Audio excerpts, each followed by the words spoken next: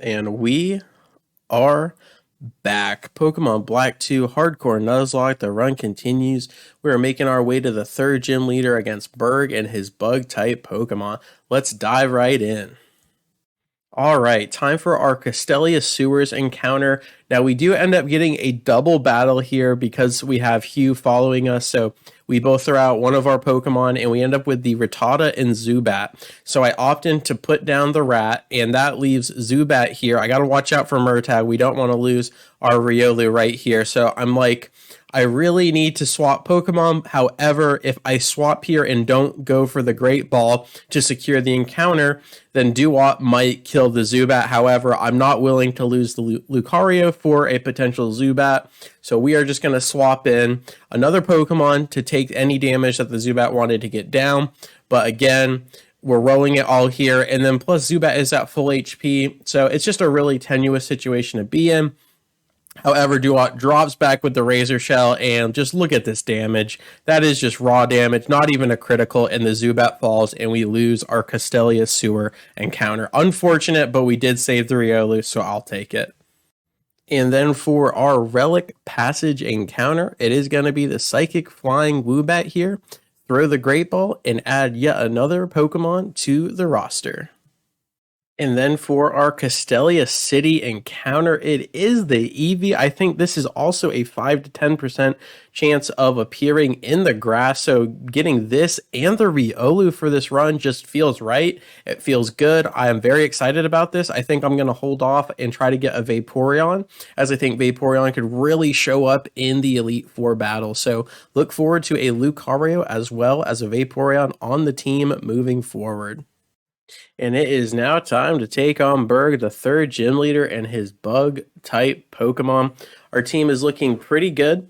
Really, it's just going to be our starter here, Pignite, popping off against the Bug-type Pokemon. He's really built for this gym. And we've got some pretty decent Pokemon in the reserves, but honestly, I'm pretty excited about getting some new encounters to flesh out the team. As again, Eevee and Riolu are just very scary. They're in very pivotal points in the team, and I left Eevee at level 20 because if I level it up anymore, it's going to turn into an Espeon or Umbreon, which I really love both of those Pokemon. However, because of how challenging Black and White 2 are, I really need to optimize the team to the best of its ability, and I think Vaporeon again would be the moneymaker in that situation, especially because of how it stacks up against Iris, the champion. But with all of that foreshadowing to the future out of the way, let's dive into the fight here, and we send out Aragon, our starter, the Pignite, charging up with the Flame Charge, and it's just going to be 4 times super effective against the Swadloon, and he never stood a chance. We get the bonus speed there, which is really nice, and now we only have 2 Pokemon left, and the Dwebble comes down. The Bug Rock typing is not bad. It doesn't have a ton of weaknesses, but it also doesn't resist a ton, so it's kind of in between there, but still a pretty fun typing. It actually makes the Bug type pretty viable here, as Dwebble gets some massive speed boost from the Rock Polish, and now we are actually slower because of that, and Dwebble's going to be able to start raining down some smackdowns as we respond with the Arm Thrust, and we are going for that 4 or 5 roll here, trying to maximize on that fighting typing. We get the 3 roll, which is better than the 2, so we will definitely take that as we lean back into the Arm Thrust.